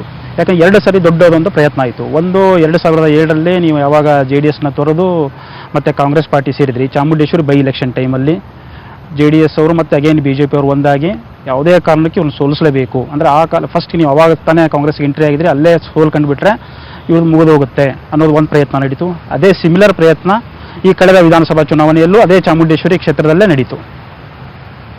ಅವಾಗ 257 ಓಟಿಂದ ಗೆದ್ರಿ. ಇವಾಗ ಏನಾಯಿತು ಅಂತಂದರೆ ಉತ್ತರ ಕರ್ನಾಟಕ ಜನತೆ, ಬಾದಾಮಿ ಬನಶಂಕರಿ ನಿಮ್ಮ ಕೈ ಹಿಡಿದ್ರು. 2005ರಲ್ಲಿ ನಾನು ಅಹಿಂದ ಸಂಘಟನೆ ಮಾಡ್ಲಿಕ್ಕೆ ಪ್ರಾರಂಭ ಮಾಡಿದ ಮೇಲೆ ಆ ಅಹಿಂದ ಸಂಘಟನೆ ಕೂಡ ನನಗೆ ರಾಜಕೀಯವಾಗಿ ತೊಂದರೆ ಆಯಿತು. ಮತ್ತೆ ಅದು ನನಗೆ ರಾಜಕೀಯವಾಗಿ ಶಕ್ತಿನೂ ಕೂಡ ಕೊಡ್ತು. ಈಗಲೂ ನಾನು ಅಹಿಂದ ಜನರ ಪರವಾಗಿದ್ದೀನಿ. ನಾನು 100% ರಾಜಕೀಯ ಅಧಿಕಾರ ಬರಲಿ ಬರದೇ ಹೋಗಲಿ, ಐ ಆಮ್ ಫಾರ್ ಅಹಿಂದ. ಮತ್ತೆ ಎಲ್ಲ ಬಡವರಿಗೂ ಸಿಗ್ಬೇಕು ನ್ಯಾಯ. ಸೊ ಆಗ ನಾನು ಅನಿವಾರ್ಯವಾಗಿ ನಾನು ಪಕ್ಷದಿಂದ ಎಕ್ಸ್ಪೆಲ್ ಮಾಡಿಬಿಟ್ರು ಆಗ JDSನಿಂದ. ಸೊ ನಾನು ಕಾಂಗ್ರೆಸ್ ಸೇರಬೇಕಾದಂಥ ಪರಿಸ್ಥಿತಿ ನಿರ್ಮಾಣ ಆಯಿತು. ಕಾಂಗ್ರೆಸ್ನವರು ಕೂಡ ನಾನು ಸ್ವಾಗತ ಮಾಡಿದ್ರು. ಅಹಮದ್ ಪಟೇಲ್ರು ನನ್ನನ್ನು ಸೋನಿಯಾ ಗಾಂಧಿ ಅವ್ರ ಜೊತೆ ಭೇಟಿ ಮಾಡಿಸಿ ನನಗೆ ಕಾಂಗ್ರೆಸ್ಗೆ ಹೋಗ್ಲಿಕ್ಕೆ ಮಾಡಿದ್ರು. ಪಾಪ ಕಾಂಗ್ರೆಸ್ನಲ್ಲಿ ನನಗೆ ಚೆನ್ನಾಗಿ ನೋಡ್ಕೊಂಡ್ರು. ಹಳೆ ಕಾಂಗ್ರೆಸ್ ಯಾರೋ ಕೆಲವರು ಹೇಳ್ತಿದ್ರು ಅಷ್ಟೇ, ಹೊಸಬರು ಅರಬರು ಅಂತ ಹೇಳ್ತಿದ್ರು ಹೊತ್ತು. ಒಂದ್ಸಾರಿ ಕಾಂಗ್ರೆಸ್ಗೆ ಹೋದ್ಮೇಲೆ ನಾವು ಕಾಂಗ್ರೆಸ್ಸಿಗರು, ಆ ಪ್ರಶ್ನೆ ಇಲ್ಲ. ಬಟ್ ಎಲ್ಲರೂ ಅಲ್ಲ, ಕಾರ್ಯಕರ್ತರು ಅಕ್ಸೆಪ್ಟ್ ಮಾಡ್ಕೊಂಡಿದ್ರು. ಹಾಗಾಗಿ ನಾನು ಅಲ್ಲಿ ಮುಖ್ಯಮಂತ್ರಿ ಆಗಲಿಕ್ಕೂ ಕೂಡ ಸಾಧ್ಯ ಆಯಿತು. 5 ವರ್ಷ ಯಾವುದೇ ತೊಡಕುಗಳಿಲ್ದೇನೆ ನಾನು ಬಹಳ ಪರಿಣಾಮಕಾರಿಯಾಗಿ ಮುಖ್ಯಮಂತ್ರಿ ಕೆಲಸ ಮಾಡೋಕ್ಕಾಯಿತು. ಬಹುಶಃ ನನಗೆ ದೇವರಾಜ ಅರಸನವ್ರ ನಂತರ 5 ವರ್ಷ ಪೂರ್ಣ ಮುಗಿಸ್ತಕ್ಕಂಥ ಅವಕಾಶ ಸಿಕ್ಕಿದ್ದು ನನಗೇನೆ ಕಾಂಗ್ರೆಸ್ನಲ್ಲಿ. 1980 ಆದಮೇಲೆ ಎಸ್.ಎಂ. ಕೃಷ್ಣ ಅವರಿಗೆ ಸಿಕ್ಕಿತ್ತು. ಅವರಿಗೆ ಮಧ್ಯದಲ್ಲಿ ಎಲೆಕ್ಷನ್ ಘೋಷಣೆ ಮಾಡಿ ಸೋತದ್ರು. ಅದು ನನಗೆ 5 ವರ್ಷ ಪೂರ್ಣ ಅವಧಿ ನನಗೆ ಸಿಕ್ಕಿತ್ತು. ಸೊ ನನಗೆ ಹೈಕಮಾಂಡ್ನಿಂದಲೂ ಕೂಡ ರಾಹುಲ್ ಗಾಂಧಿ ಅವರು, ಸೋನಿಯಾ ಗಾಂಧಿ ಅವರಿಂದಲೂ ಕೂಡ ಎಲ್ಲ ಸಂಪೂರ್ಣ ಸಹಕಾರ ಇತ್ತು. ಮತ್ತೆ ಅನೇಕ ಜನ ಲೀಡರ್ಗಳು ಕೂಡ ಸಹಾಯ ಇತ್ತು. ಕೆಲವರು ಮಾತ್ರ ಹೇಳೋರು, ಇವರು ಹೊರಗಡೆಯಿಂದ ಬಂದವರು, ಹಳೆ ಕಾಂಗ್ರೆಸ್ಸಿಗರು, ಹೊಸ ಕಾಂಗ್ರೆಸ್ಸಿಗರು ಅಂತ ಗೊಂದಲ ನಿರ್ಮಾಣ ಮಾಡಿದ್ರು ಹೊತ್ತು ಆ ಗೊಂದಲಗಳು ಕಾರ್ಯಕರ್ತರು ಅದನ್ನ ಗಂಭೀರವಾಗಿ ತಗೊಳ್ಳಿಲ್ಲ. ಯಾವ ಕಾರ್ಯಕರ್ತನೂ ಕೂಡ ಅದು ಗಂಭೀರವಾಗಿ ತಗೊಳ್ಳಿಲ್ಲ. On the other hand Congress ಕಾರ್ಯಕರ್ತರು ನನಗೆ ಬಹಳ ದೊಡ್ಡ ಪ್ರಮಾಣದಲ್ಲಿ ಸಹಾಯ ಮಾಡಿದ್ರು, ಬೆಂಬಲಿಸಿದ್ರು, ಸಹಕರಿಸಿದ್ರು. ಸೊ ಹಂಗಾಗಿ ನಾನು ಚೀಫ್ ಮಿನಿಸ್ಟರ್ ಆಗಲಿಕ್ಕೆ ಸಾಧ್ಯ ಆಯಿತು. 2013ರಲ್ಲಿ ನಾವು ಮೆಜಾರಿಟಿ ಬರಲಿಕ್ಕೆ ಸಾಧ್ಯ ಆಯಿತು. ಪರ್ಟಿಕ್ಯುಲರ್ಲಿ ಬಾದಾಮಿ ಜನರು ನಿಮ್ಮನ್ನ ಈ ಬಾರಿ, ಬಾದಾಮಿ ಜನ ನನಗೆ ಉತ್ತರ ಕರ್ನಾಟಕ ಕ್ಷೇತ್ರಗಳು ಕೂಡ ಪರಿಚಯ ಇದ್ದಾವೆ. ನನಗೆ 224 ಕ್ಷೇತ್ರಗಳು ಪರಿಚಯ ಇದ್ದಾವೆ. ನಾನು 89ಇಂದ ಸತತವಾಗಿ ಚುನಾವಣಾ ಪ್ರಚಾರಗಳು ಮಾಡ್ತಾ ಇದ್ದೀನಿ. ಜನತಾದಳದಲ್ಲಿದ್ದಲ್ಲೂ ಮಾಡ್ತಿದ್ದೆ, ಜನತಾದಳ ಎಸ್ನಲ್ಲೂ ಮಾಡ್ತಿದ್ದೆ, ಆಮೇಲೆ ಕಾಂಗ್ರೆಸ್ನಲ್ಲೂ ಕೂಡ ಮಾಡ್ಕೊಂಡು ಬಂದಿದ್ದೀನಿ. 89ಇಂದ ಎಲ್ಲಾ ಚುನಾವಣೆಗಳು, ಲೋಕಸಭಾ, ಅಸೆಂಬ್ಲಿ, ಜಿಲ್ಲಾ ಪಂಚಾಯತ್, ತಾಲೂಕ್ ಪಂಚಾಯತಿ, ಮುನ್ಸಿಪಾಲಿಟಿಗಳು, ಕಾರ್ಪೊರೇಟ್ ಎಲ್ಲ ಚುನಾವಣೆಗಳಲ್ಲೂ ಕೂಡ ಪ್ರಚಾರ ಮಾಡ್ಕೊಂಡು ಬಂದಿದ್ದೀನಿ. But I know each and every constituency, I know the social structure ಹೇಗಿದೆ ಅಂತ. ಸೊ ಹಂಗಾಗಿ ನನಗೆ ಬಾದಾಮಿಗೆ ನಾವು ಹೋಗದೇ ಇದ್ರು ಕೂಡ ಜನ ಪಾಪ ಅಲ್ಲಿ ಅವರು ನಾಮಿನೇಷನ್ ಹಾಕ್ಬಿಟ್ಟು ಬಂದೆ ಅಷ್ಟೇನೆ. ನಾನು ಆಮೇಲೆ ಮತ್ತೆ ಹೋಗ್ಲಿಲ್ಲ. ನಾನು ಅಲ್ಲಿ ನನಗೆ ಗೆಲ್ಲಿಸಿದ್ದಾರೆ. ಚಾಮುಂಡೇಶ್ವರಿನಲ್ಲಿ ಒಂದು ದೊಡ್ಡ ಕುತಂತ್ರ ನಡೀತು, ಕಾನ್ಸ್ಪರಿಸಿ. ಹಾಗಾಗಿ ಅಲ್ಲಿ ಸೋಲ್ಬೇಕಾಗಿ ಬಂತು. ಅಲ್ಲ ಚಾಮುಂಡೇಶ್ವರಿ ಕೂಡ ಸೋಲಾಗಿರ್ಲಿಲ್ಲ ನಾನು. ಬಿಜೆಪಿ ಓಟ್ಸು JDS ಟ್ರಾನ್ಸ್ಫರ್ ಮಾಡ್ಬಿಟ್ರು ಬಿಜೆಪಿಯವರು. ಸೊ ಇವೆಲ್ಲ ನಡೆದಿದ್ದಾವೆ. ಅದರಿಂದ ಮತ್ತೆ ಅಪಪ್ರಚಾರಗಳು ಜಾಸ್ತಿ ಮಾಡಿದ್ರು, ಸುಳ್ಳು ಹೇಳ್ಕೊಂಡು ಹೊರಟರು, ಜಾತಿಗಳನ್ನ ಎತ್ಕಟ್ಟತಕ್ಕಂಥ ಪ್ರಯತ್ನಗಳನ್ನು ಮಾಡಿದ್ರು. ಇವೆಲ್ಲ ಕಾರಣದಿಂದ ಅಲ್ಲಾಯ್ತು. ಬಟ್ ಅಲ್ಲಿ ಕೂಡ ಪ್ರಯತ್ನ ಮಾಡಿದ್ರು. ಅಲ್ಲೂ ಕೂಡ ಜಾತಿ ಎತ್ಕಟ್ಟೋದು ಮಾಡೋದು ಎಲ್ಲ ನಡೀತು. ಅಲ್ಲೂ ನಾನು ಧರ್ಮ ಹೊಡೆದೆ ಅಂತ ಎಲ್ಲ ಪ್ರಚಾರ ನಡೆಸಿದ್ರು. ಆದರೂ ಜನ ನನ್ನ ಕೈ ಬಿಡಲಿಲ್ಲ, ಅಲ್ಲಿ ಆಶೀರ್ವಾದ ಮಾಡಿದ್ರು. ಹಾಗಾಗಿ ಇವತ್ತು ನಾನು ಇಲ್ಲಿ ಶಾಸಕನಾಗಲಿಕ್ಕೆ, ಸಮನ್ವಯ ಸಮಿತಿ ಅಧ್ಯಕ್ಷನಾಗಲಿಕ್ಕೆ, CLP ಲೀಡರ್ ಆಗಲಿಕ್ಕೆ ಅವಕಾಶಗಳಾಯಿತು. ಅದರಿಂದ ನಾನು I am very much grateful to the people of Badami. 2018 ಪ್ರಾಯಶಃ ಮೇ 12 ಆಗಿರ್ಬೋದು. ಅವತ್ತು ಎಲ್ಲ ಬಂದು ಜಾಯಿಂಟ್ ಆಗಿ ಅನೌನ್ಸ್ ಮಾಡ್ತಾರೆ, 37 ಸೀಟ್ ಗೆದ್ದಿರುವಂಥ JDSಗೆ ನಮ್ಮದು ಬೇಷರತ್ತು ಬೆಂಬಲ ಅಂತ. ಆ ಕ್ಷಣದ ನಿಮ್ಮದು ಮನಸ್ಥಿತಿ ನಿಮ್ಗೆ ಗೊತ್ತಿತ್ತು? ಇವರೇ ಎಲ್ಲರೂ ಸೇರಿಬಿಟ್ಟು ನಮ್ಮನ್ನು ಸೋಲಿಸಲಿಕ್ಕೆ ಪ್ರಯತ್ನ ಮಾಡಿದ್ದಾರೆ. ನೀವು ಕಳೆದ ಒಂದು 13 ವರ್ಷದಿಂದ ನೀವು JDS ಬಿಟ್ಟು ತೊರೆದು ಬಂದ ನಂತರ ಅವ್ರ ವಿರುದ್ಧನೇ ರಾಜಕೀಯ ಮಾಡ್ಕೊಂಡು ಬಂದವರು. ಸೊ ಆ ಮನಸ್ಥಿತಿಯ ನಿಮಗೆ ಆ ಕ್ಷಣ ಏನು ಅನಿಸ್ತು ನಿಮಗೆ? ಸಾಕಪ್ಪ ಇದು ಪಾರ್ಟಿ ಬಿಟ್ಟು ಹೋಗಬೇಡ, ಏನು ಬಂತು ಡಿಸಿಷನ್, ಏನು ಅನಿಸ್ತು ನಿಮಗೆ? ಏನನ್ಲಿಲ್ಲ ನನಗೆ. ಸೋತದು ಚಾಮುಂಡೇಶ್ವರಿ ಕ್ಷೇತ್ರದಲ್ಲಿ ಸೋತದು ಸ್ವಲ್ಪ ಆಘಾತ ಆಗಿತ್ತು ಅಷ್ಟೇ ನನಗೆ. I didn't expect. ಮೈತ್ರಿ ಘೋಷಣೆ, ಮೈತ್ರಿದು ಏನಾಗ್ಲಿಲ್ಲ. ಯಾಕಂತಂದ್ರೆ ನಾವು ಮೆಜಾರಿಟಿ ಬರಲಿಲ್ಲ. ನಾವು ಬರೀ 80 ಸೀಟ್ ಮಾತ್ರ ಗೆದ್ದು. ಅವರು JDSನವರು 37 ಸೀಟ್ ಗೆದ್ದಿದ್ರು, 104 ಸೀಟ್ ಬಿಜೆಪಿ ಗೆದ್ದಿತ್ತು. ಸೊ ಬಿಜೆಪಿ ಅಧಿಕಾರಕ್ಕೆ ಬರಬಾರ್ದು ಅನ್ನೋದು ನಮಗೆ ತಕ್ಷಣದ ನಮ್ಮ ಮುಂದೆ ಇದ್ದಂಥ ಸವಾಲು. ಬಿಜೆಪಿ ಅಧಿಕಾರಕ್ಕೆ ಬರಬಾರ್ದು, ಕೋಮುವಾದಿಗಳು ಕರ್ನಾಟಕದಲ್ಲಿ ಅಧಿಕಾರ ಹಿಡಿಬಾರದು, ಹಿಂದುಳಿದವರಿಗೆ, ದಲಿತರಿಗೆ, ಅಲ್ಪಸಂಖ್ಯಾತರಿಗೆ ಅಪಾಯ ಆಗ್ತದೆ, ಬಡವರಿಗೆ ಅನ್ಯಾಯ ಆಗ್ತದೆ, ಪ್ರಜಾತಂತ್ರಕ್ಕೆ ಅನ್ವಯ ಆಗ್ತದೆ. ಅದಕ್ಕೋಸ್ಕರವಾಗಿ ನಮಗೆ ರಾಜಕೀಯವಾಗಿ ನಾವು ಆ ತೀರ್ಮಾನ ಮಾಡಲೇಬೇಕಾಗಿತ್ತು. ಹಾಗಾಗಿ ಇವೆಲ್ಲ ಅಸಮಾಧಾನ, ನಮಗೂ JDSನವ್ರಿಗೂ ಇದ್ದಂಥ ದೊಡ್ಡ ಭಿನ್ನಾಭಿಪ್ರಾಯ ಇವೆಲ್ಲ ಗೌಣ, ಅದು ಬಹಳ ಮುಖ್ಯ ಆಗೋಯ್ತು ನಮಗೆ. ಹಾಗಾಗಿ ರಾಹುಲ್ ಗಾಂಧಿ ಅವರು ಕೂಡ ಅದೇ ತೀರ್ಮಾನ ಮಾಡಿದ್ರು. ಅಲ್ಲಿಂದ ಕಳಿಸಿದಂಥ ಗುಲಾಂ ನಬಿ ಆಜಾದ್, ಗೆಹ್ಲೋಟ್, ನಮ್ಮ ವೇಣುಗೋಪಾಲ್, ಖರ್ಗೆ ಅವರು, ನಾವು, ಪರಮೇಶ್ವರ್ ನಾವೆಲ್ಲ ಕೂತ್ಕೊಂಡು ತೀರ್ಮಾನ ಮಾಡಿ ಅವ್ರಿಗೆ ಮಾಡೋಣಪ್ಪ, ಮೊದಲು ನಾವು ಬಿಜೆಪಿ ಅಧಿಕಾರಕ್ಕೆ ಬರದಾಗ ನೋಡ್ಕೊಳ್ಳೋಣ ಅಂತೇಳಿ ಆ ತೀರ್ಮಾನಕ್ಕೆ ಬರಬೇಕಾಗಿ ಬಂತು. ಹಾಗಾಗಿ ನನಗೇನಾಗ ಮಾನಸಿಕವಾಗಿ ಸೋತ ಒಂದು ಆಘಾತ ಬಿಟ್ಟರೆ ಬೇರೆ ಇನ್ನೇನು ಆಗಿರಲಿಲ್ಲ. ಆಗ ಇವೆಲ್ಲ ಬಹಳ ಮುಖ್ಯವಾಗಿ ಅನಿಸ್ಲಿಲ್ಲ ನನಗೆ. ಪ್ರಧಾನಿ ಮೋದಿ ಅವರಿಗೆ ಸರಿಯಾದ ಒಂಥರ ಟಕ್ಕರು ಅಥವಾ ಫೈಟು ಕೊಡುವಂಥ ಕೆಪಾಸಿಟಿ ಇರೋದು ರಾಜ್ಯದಲ್ಲಿ ಸಿದ್ದರಾಮಯ್ಯ ಅವರಿಗೆ ಮಾತ್ರ. ಸೊ ಯಾಕೆ ಅವ್ರನ್ನ ರಾಜಕಾರಣಕ್ಕೆ ಸೀಮಿತ ಮಾಡಬೇಕು ಅಂತ ಒಂದು ಮಾತಿದೆ. ಅಂದ್ರೆ ರಾಷ್ಟ್ರ ರಾಜಕಾರಣದಲ್ಲಿ ಹೋಗ್ಬೇಕಾ ಸಿದ್ದರಾಮಯ್ಯ ಅವರು ಅಂತ? ಇಲ್ಲ, ಅಭಿಮಾನಿಗಳೆಲ್ಲ ಅಭಿಮಾನದಿಂದ ಅದು ಹೇಳ್ತಕ್ಕಂಥದ್ದು ಸರಿಯಾಗಿದೆ.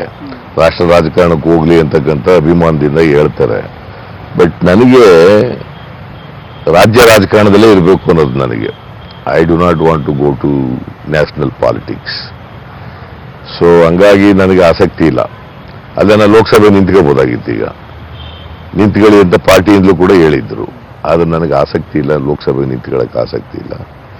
ಸೊ ಹಂಗಾಗಿ ನಾನು ಪಾರ್ಟಿಯವರಿಗೆ ಇಲ್ಲಪ್ಪ ನಾನು ನಿಲ್ಲಲ್ಲ, ಲೋಕಸಭೆಗೆ ನಿಲ್ಲಲ್ಲ ಅಂತ ಹೇಳಿದೆ. ಸೊ ನಾನು I am confined to Karnataka politics, state politics. ಮೋದಿಯವ್ರಿಗೆ ಯಾಕೆ ಮಾಡ್ತಿದ್ದಾರೆ ಆನ್ ಇಶ್ಯೂಸ್. ಮೋದಿಯವ್ರು, ನನಗೂ ಮೋದಿಯವ್ರಿಗೆ ವೈಯಕ್ತಿಕವಾಗಿ ಏನಿಲ್ಲ. Only on issues I am attacking Modi. ಸುಳ್ಳು ಹೇಳ್ತಾರೆ.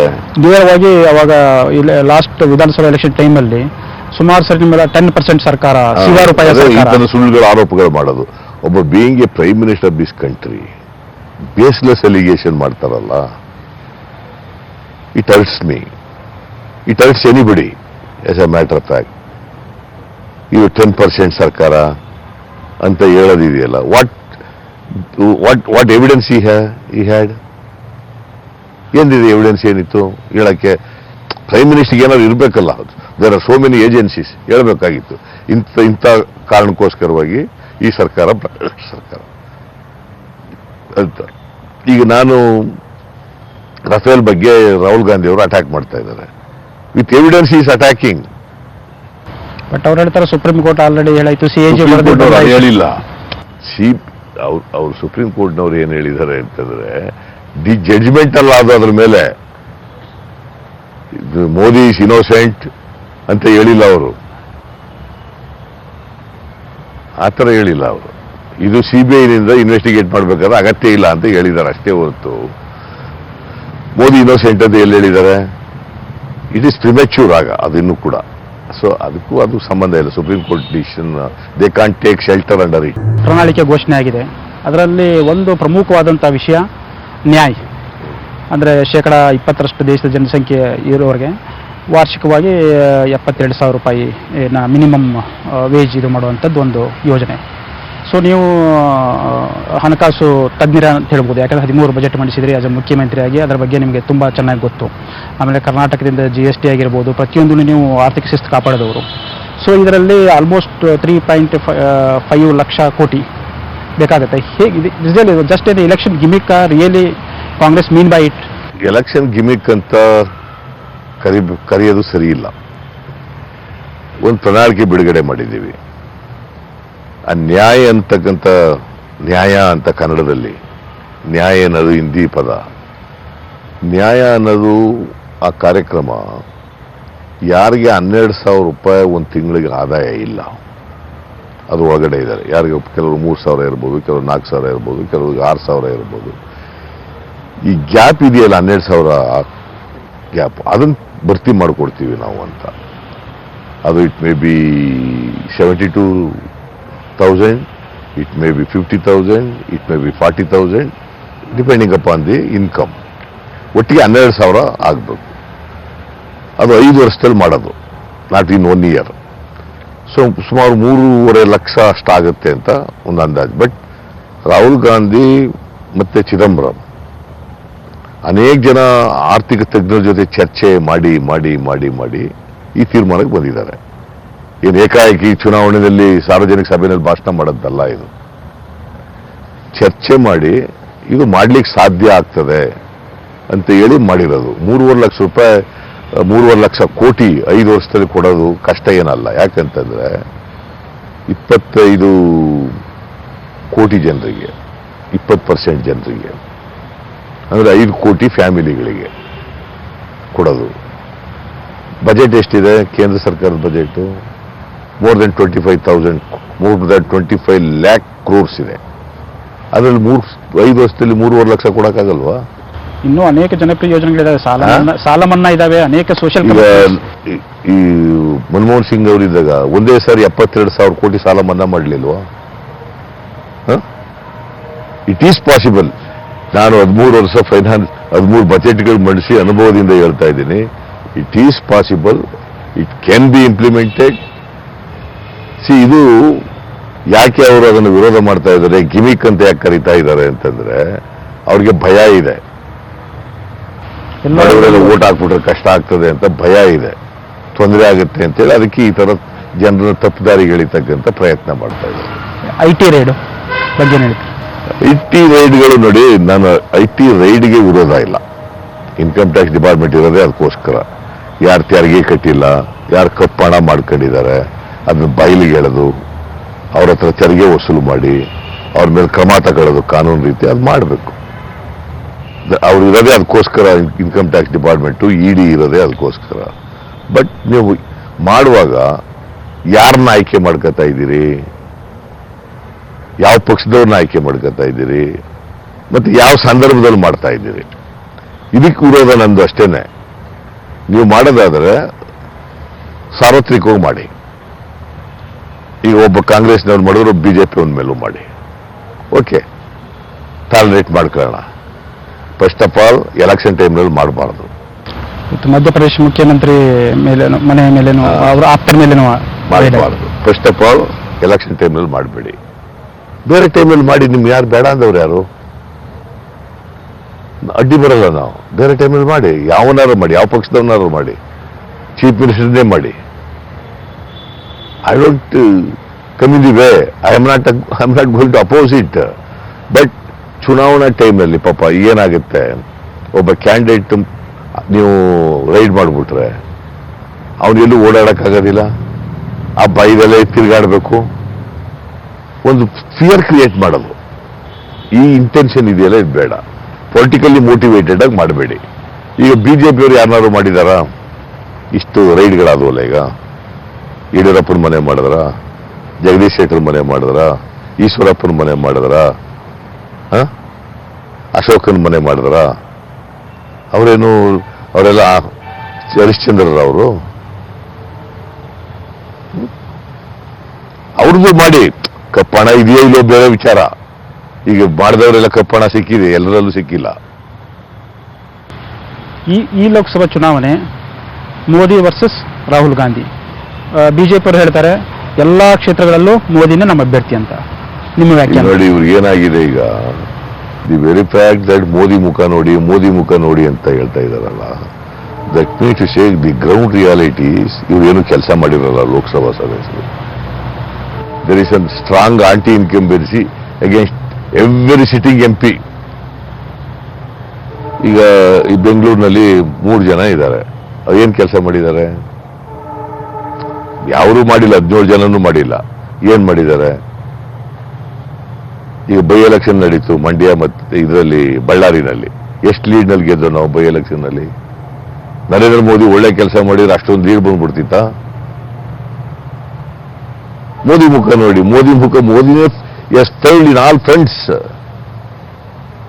He has failed to keep up the promises he made to the people of the country. ಇಷ್ಟೆಲ್ಲ ಆದ್ಮೇಲೂ ಕೂಡ ಮೋದಿ ಮುಖ ನೋಡಿ, ಈಗ ಸದಾನಂದ ಗೌಡ ಮಂತ್ರಿ 5 ವರ್ಷ, ಮೋದಿ ಮುಖ ನೋಡಿ ಓಟ್ ಕೊಡಿ. ನೀವೇನ್ ಮಾಡಿದಪ್ಪ? ನಾನು ಇಂತಿಂತದ್ದು ಮಾಡಿದ್ದೀನಿ, ಅದಕ್ಕೋಸ್ಕರ ನನಗೆ ಓಟ್ ಕೊಡಿ ಅಂತ ಕೇಳಬೇಕು.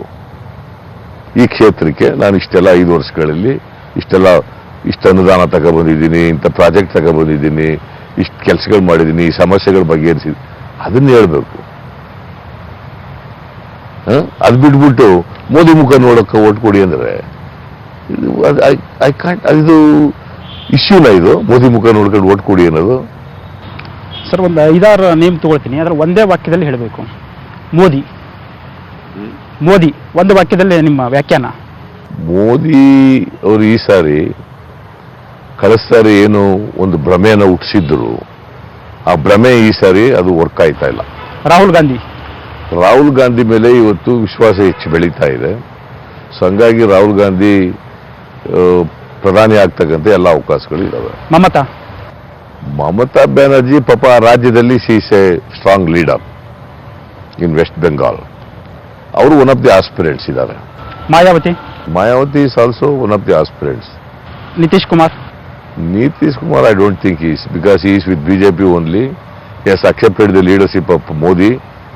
Now he is ಹಳೆ ನಿತೀಶ್ ಕುಮಾರ್ ಅಲ್ಲ. ಈಗ ದೇವೇಗೌಡರು ಈಗಾಗಲೇ ಹೇಳಿದ್ದಾರೆ, ರಾಹುಲ್ ಗಾಂಧಿ ಅವರೇ ಮುಂದಿನ ಪ್ರಧಾನಮಂತ್ರಿ ಆಗಲಿ ಅಂತ ಹೇಳಿದ್ದಾರೆ. ಅದರಿಂದ ಅವರು ಮಾಜಿ ಪ್ರಧಾನಿ, ಒಂದ್ಸಾರಿ ಪ್ರಧಾನಿ ಸ್ಥಾನನ ಅವರು ಅಲಂಕರಿಸಿದ್ರು, ಅನುಭವಿಸಿದ್ರು. 11 ತಿಂಗಳು ಪ್ರಧಾನಮಂತ್ರಿ ಕೆಲಸ ಮಾಡಿದ್ದಾರೆ. Priyanka Gandhi C is not, ಅವ್ರಿಗೆ ಅಷ್ಟೊಂದು ಪೊಲಿಟಿಕಲ್ ಆಂಬಿಷನ್ ಏನಿಲ್ಲ. ಅವ್ರು ಏನಂತಂದ್ರೆ ಕಾಂಗ್ರೆಸ್ ಪಾರ್ಟಿನ ಬಲಪಡಿಸಬೇಕು, ಕಾಂಗ್ರೆಸ್ ಪಾರ್ಟಿ ಅಧಿಕಾರಕ್ಕೆ ಬರಬೇಕು ಅಂತಕ್ಕಂಥದ್ದು, ದಟ್ ಇಸ್ ಅವರ್ ಇಂಟೆನ್ಷನ್. ಇಷ್ಟೊತ್ತು ಸಿದ್ದರಾಮಯ್ಯ ಅವರು ನಮ್ಮ ಜೊತೆ ರಾಜ್ಯ, ರಾಷ್ಟ್ರ ಅನೇಕ ವಿಷಯಗಳನ್ನು ಮುಕ್ತವಾಗಿ ಹಂಚಿಕೊಂಡ್ರು. ಇದು ಇವತ್ತಿನ ವಿಶೇಷ.